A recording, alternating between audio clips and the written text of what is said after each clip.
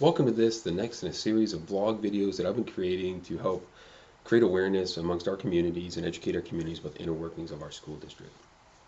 In the previous blogs, we've covered my resignation, we've covered our lack of policy compliance, we've covered a first look at our VZ agreement, then we took a look at our financial review, just a real high level, haven't really dug into that as much yet. Just looking at, remember the $1.4 million taken from our students and the $1.5 million unassigned fund balance. And then we took VZ Part 2, which I know for myself, hopefully for all of you, was quite eye-opening when we look at the accuracy of the reporting of the finances of our district, not only to the board, but to the public. Here I want to talk about a couple of different things. One, I want to start off on a real positive note in that I did want to let everybody know that my whole experience on the board was not a bad one. For the most part, actually, besides the dealings that I had with the board leadership and the actual central administrative team, it was actually a very satisfying experience. I originally looked to rerun for election this coming November, and really looking to build upon the foundation of what was being built within our district. We have some very exciting things happening here, and one of the reasons that I've come out, even though it's not something I'm very comfortable with, but is because this should be an absolutely phenomenally exciting time for us here in this district.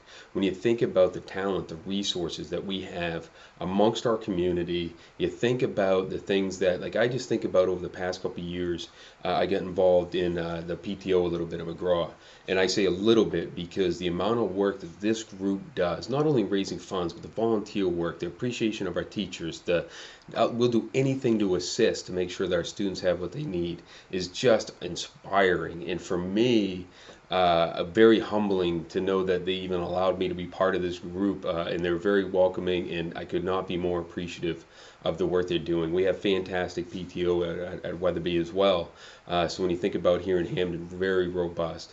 The other piece that I really got to was exciting for me was really getting to know a lot of the behind the scenes for some of our booster clubs, the athletic boost.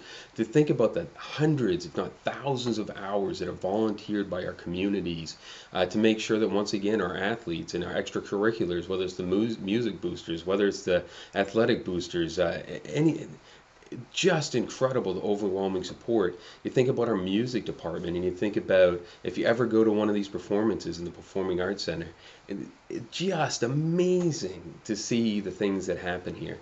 I also got to know a lot of our teachers, and I get to observe a lot of our teachers, which for me was a lot of fun in my work. And once again, I can't really talk about a lot of it due to confidentiality and proprietary and etc. But to see classrooms being flipped, to see teachers utilizing their environment to bring things to life for our students was just amazing. Too many to name right here, and it was just inspiring. And then finally, the relationship I built with a number of our principals, I hope they feel the same way, to really understand what they were trying to achieve and the environment that they create and the educational experience they're giving to our students was just awe-inspiring and really motivated me to want to be a better board member, to be a better community member. Just amazing. And it's just this year to be a mentor down to the Smith School, and thank you, Don, for the opportunity to do that. Just these two fellows that I get to spend time with is just amazing. And it all was inspiring for me, and I'm still inspired that we have everything we need here to provide just an absolute phenomenal education for all of our students, whether they're at the top of their class or whether they're struggling, whether they are in the middle of the road or whether they have special needs. Just amazing. Speaking of which, our life skills and our special education group, wow, the work that you all do.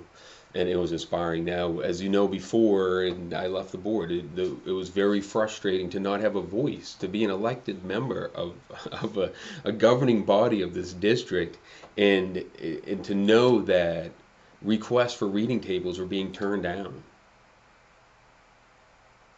Less than a $600 expense. To know that items for $30, $40, and $50 were being turned down because apparently someone decided to freeze the spending within our schools. To know that needed equipment to get our life skills students out of one of our buildings was turned down so that we actually have life skills teachers putting money in to get this equipment. It is unbelievably, to me, unacceptable. And so I'm hoping that through this series of vlogs, we're all becoming more educated and that we as a community will come together. So when you think about so many great things happening here, so what do we do? I've had a lot of people ask me and say, what do we do next? What's that next step? What happens? And as most of you probably know, I am not part of the public sector, so this has all been pretty new to me. I'm very fortunate to have great people that I talk to who are able to give me advice. But there's a couple things I really wanted to point out. One, the school board is, and the directors of the board are agents of the state. So it's very concerning to me that an administrative team would provide, as we saw in our last vlog. And remember, the VZ contract is an $85, now $95,000 contract. Our district has a $30 million budget. To know that information was provided to the Finance Committee, who's the official committee of the board, and our agents of the state, were provided information that was inaccurate. As we saw on when we went through some of the documents that I shared, the information that was shared through that request did not match the information that was shared to the board. That's of concern. The other thing that really I find is concerning is when you have folks that are running our district that tend to provide this information on a regular basis. I think about that, and we'll get to that in just a moment. But there are a couple things that I really hope that everybody is doing right now. One is when you got your link 22 and it has in it the school budget, a couple things that you want to do. Read through that and see if any of that makes sense to you. Knowing the numbers that we've seen in the past, do you really feel comfortable there's any validity to the numbers that you're seeing here? And when you look at the explanations for some of these. One I will point out that I found interesting, I noticed once again, looking over the last 3 years, that once again for library services, we have $319,204 budgeted. Last year we had $303,361 budgeted. And then as I look back to the year before that, we had another $300,000 budgeted. Do you all recall seeing $1 million worth of improvements into our library? Last I knew, we were short on books. I know with the McGraw PTO a couple years ago where they raised money to buy books for one of the libraries. $1 million budgeted for the libraries. A question that would be nice for any representative, and we'll go through this in a minute, would be, can you explain to me what we spent that $1 million on? The other thing I find fascinating is it has a note in there about the Tibbetts bequest, which is a little over $300,000. How many times have we spent in that $300,000? And if we're improving our libraries through that bequest, $300,000, why do we budget $300,000 per year? Great question for Tuesday night. Once again, Tuesday night at 6 p.m. It's the RSU 22 Budget Public Forum at the Hampden Academy Library. Great question would be, what are you spending that $300,000 on? Or, is that even a real number? Where'd that number come up with? Now, when you ask your questions, and people have asked me this too, they've said, well, now, if I do go to a board meeting, I've never been to one. If I ask a question, what do I do? Here would be my suggestion.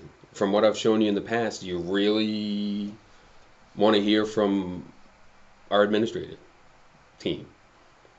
When you ask your question, ask those who represent you. If you're from Hampden, ask your Hampden representatives. And there's a link to RSU 22 site below this video. And it'll take you right to the board of directors. You can see who all your Hampden folks are. If you're from Winniport, I'd direct it towards your Winniport representative. If you're from Frankfurt, I'd direct it towards your Frankfurt representative. And if you're from Newburgh, I'd direct it to your two representatives from Newburgh. They are putting forward a $30 million budget plus, which they have all voted for. They all approved it. Do they really understand what it is? For instance, if you look under system administration, you will see a note here. Explanation: system administration account includes expenses for the board of directors, the office superintendent, and the business office functions. Does it? In the last post, didn't we just see that we have slipped somebody's health insurance premium under our VZ stipends under stipend benefit? Is this really a true reflection of what our superintendent's office and what our business administrative office cost us? I don't know. I would, when you go back to Finance Review Part 1 and you have the whole document with the line items, go through it. Where do you see these expenses? Do you see any stipend benefit lines that look a little bit big? Stipend benefits, from what I understand from the research I did, looks to be workers' comp and unemployment. So you're looking at a little over 1%, somewhere around there is what these should be. But once again, I think we've seen the accuracy of the numbers. I think we've seen the integrity of the accounting that we use. I think we've seen the integrity of the folks of which we have in charge Is that what we look for from our leaders when it comes to our school district, for our children? The other thing I want you to kind of look at is when I look at these numbers, if I actually look at these and I read these, do I have enough information to make a decision? If you go to our town council, and I don't think it's always been this way, but at least the last 2 years, and I know this because I've gone to the meetings, line by line. They went through every department this year, every line. Now, did they ask questions about every line? No, of course not. I mean, some lines are pretty obvious. But there were a lot of conversation. The members of the committee, of the council, actually talked back and forth about it, and you as a public citizen could see what they were talking about. You can see what they're spending the money on, what vehicles are replacing tires on. You know why there's a request for the recreation department to have an additional full-time person replacing a part-time person for the growth of the program because of where they're at. Now here, do you see any type of explanation about any attempts to become more efficient in our system administration? When you think about it, you don't need the white building, right? I do a job in which I work with people across the country. My office is at home. Wouldn't you want your superintendent to be in your schools? When you think about your assistant superintendent, wouldn't your assistant superintendent want to be in your schools? And couldn't they just have an office in there if they're going to be there once in a while? You know, a lot of people that travel, you go to an airport, you can get an office, temporary office, right? We're swapping paper back and forth, back and forth. How much is that actually costing us? And where does that fall? Is that under maintenance and facilities? Or is that cost of that building under system administration? I don't know. I can't see it on these warrants. When you think about how much, here's a real kicker for you. I want you to think about this one just a little bit. In this budget, there's a cut of 2 teachers at our high school. One of the teachers is an English teacher who's retiring, and instead of replacing the English teacher, and I understand is a very qualified candidate, more than one probably, but if you take that and replace that person, you will see if the person that the qualified candidate was hired, you're going to start off mid-30s $1,000 in salary plus all the benefits. Okay.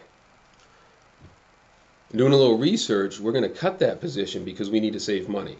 Remember, we only have $1.4 million in unassigned fund balance, and we can raise our system administration by, what is it, $83,000 because they are so efficient with what they do, and they do such a good job.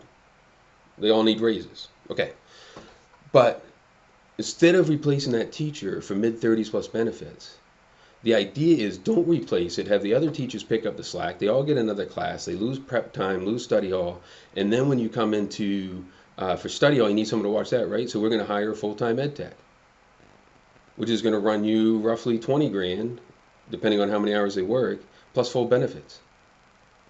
If you look at line item under student and staff support, you'll see that an additional 1504 education technician is going to cost that district about $60,000, $59,000 and change. A new teacher isn't very much more than that. So is this cut of the teacher really because we need to save 13 grand, 15 grand, 20 grand? I don't know. Why are we really cutting this teacher? I would love to have a board member, and if any of you are curious, more than welcome on Tuesday night to ask. What is the justification, considering we pay over $130,000 in total cost for the superintendent and assistant superintendent to both have an assistant? What's better for our kids? Teachers or administrative assistants in a superintendent's office in a building of which we do not need? I'll just leave it there.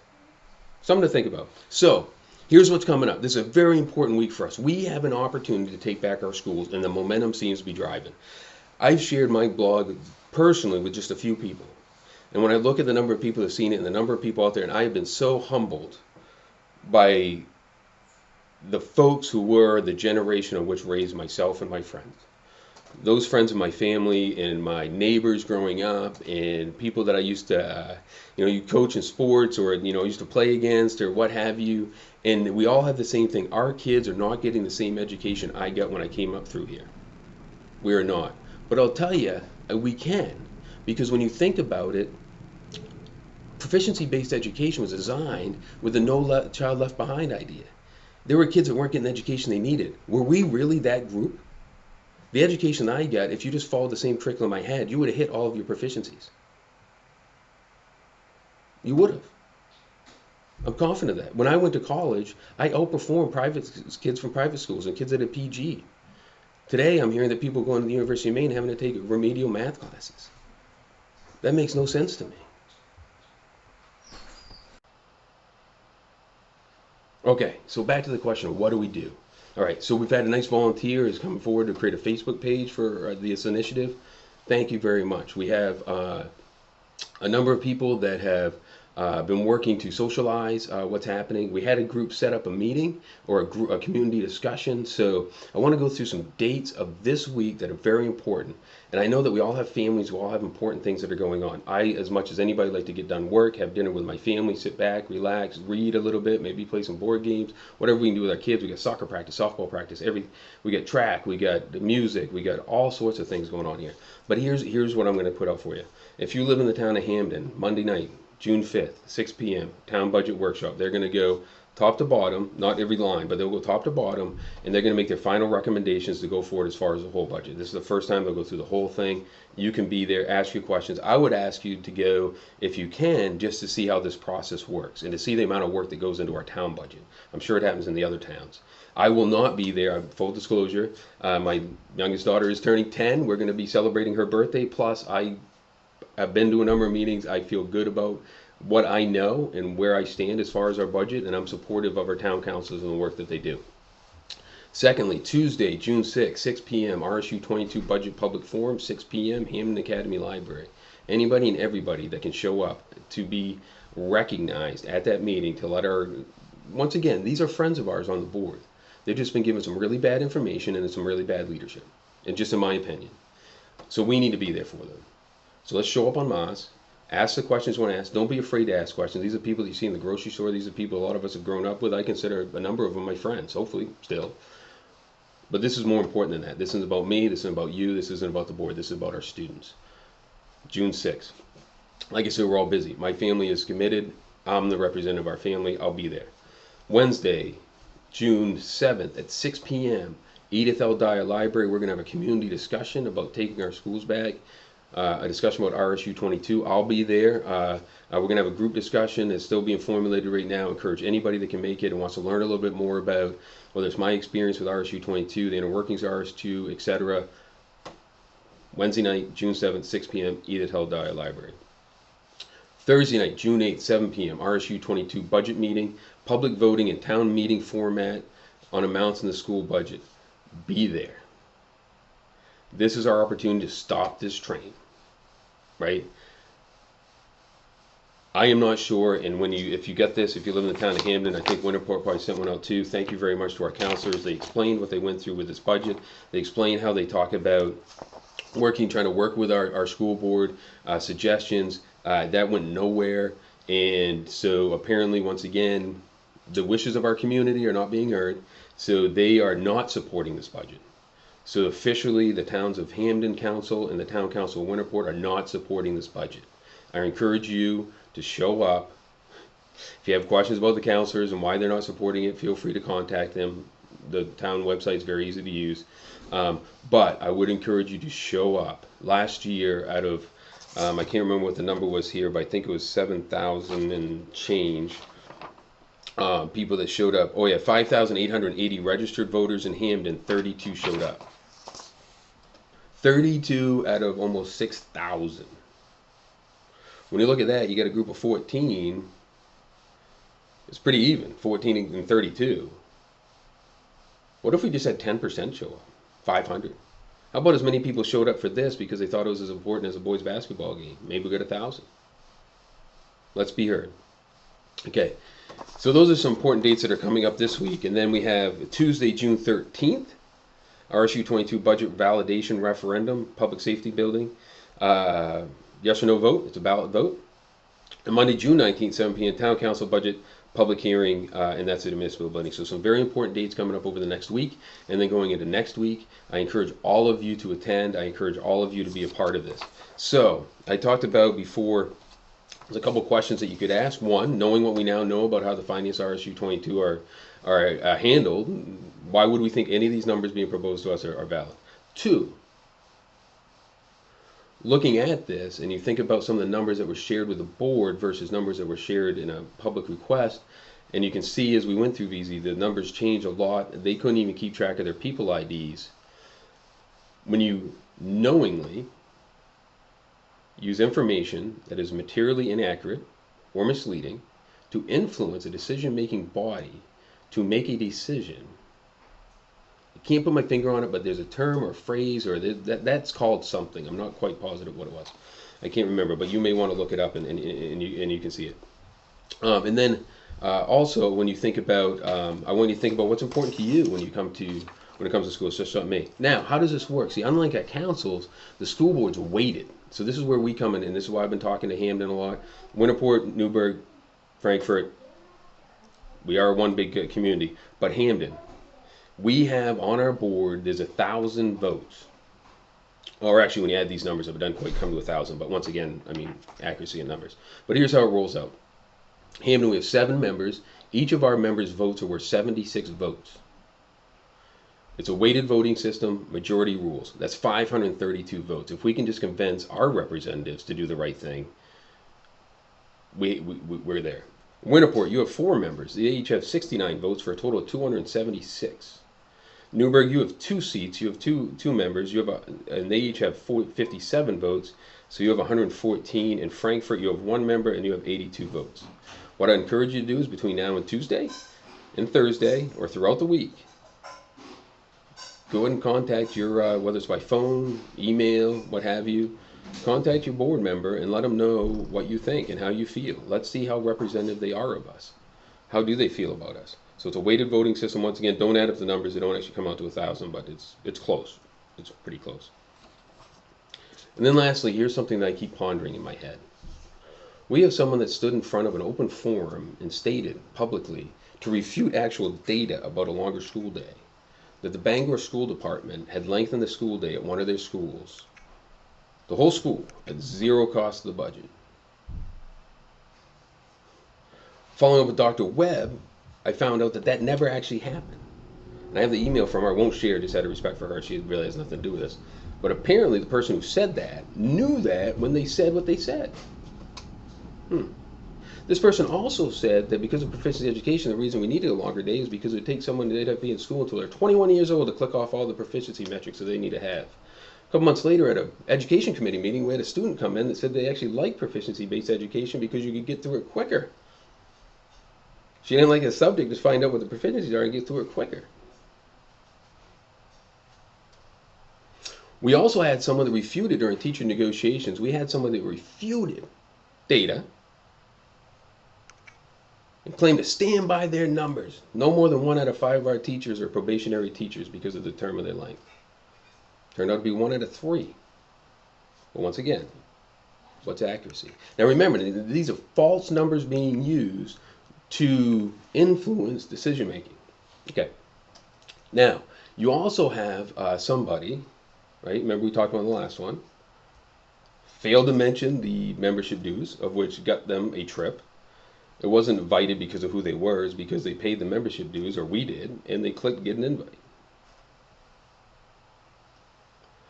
We also have somebody who, well, we'll just stop there.